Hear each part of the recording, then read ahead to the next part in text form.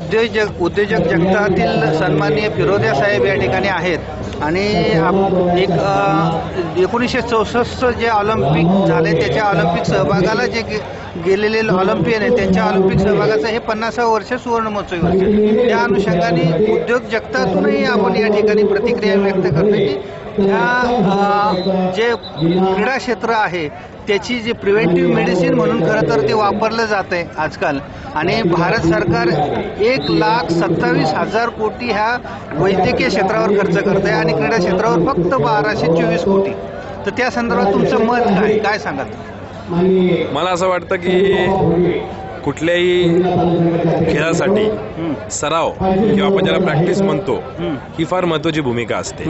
आज आपल्याकडे तसं इन्फ्रास्ट्रक्चरच नाही आहे की जिथं आपले लोक प्रॅक्टिस करू शकतात. आत्ताच तुम्ही म्हणले की आपल्याकडे कुठलंही बजेट नाही आहे किंवा जो बजेट आहे तो फार कमी आहे. बरोबर.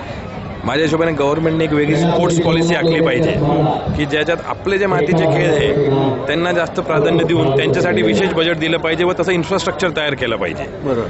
तो इन्फ्रास्ट्रक्चर तयार करताना बरेच वेळेस ते आपण पाहतो की आपल्याकडे चांगले स्टेडियम नाही आहे किंवा चांगले ग्राउंड मैदान नाही आहे किंवा मैदानात लागतं ते साहित्य नाही आहे. तर ह्याचा एक वेगळी विशेष तरतूद जर केली तर पुढच्या 5 वर्षात पहिली इन्फ्रास्ट्रक्चर रेडी करून त्यानंतर आपण ऑलिम्पिक्समध्ये पुढे जाऊ शकतो असं माझं म्हणणं आहे. तर त्यासाठी पहिली इन्फ्रास्ट्रक्चर तयार करा व ते तयार झाल्यावर जसं मी म्हटलं की सराव म्हणजे ज्याला प्रॅक्टिस म्हणतात ती जर चांगल्या पद्धतीने झाली कारण ते नसलं तर त्यामुळे आपण कधीच पुढे जाऊ शकत नाही.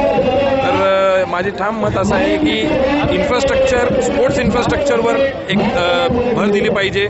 जसं आपण डिफेन्स बजेटला पैसे देतो तसे स्पोर्ट्स बजेटला एक स्पेसिफिक अलोकेशन केलं पाहिजे विथ स्पेसिफिक स्पोर्ट्स. म्हणजे तुम्ही कुस्तीसाठी एक स्पेसिफिक अलोकेट करा, क्रिकेटसाठी करा, फुटबॉलसाठी करा, बॅडमिंटनसाठी करा.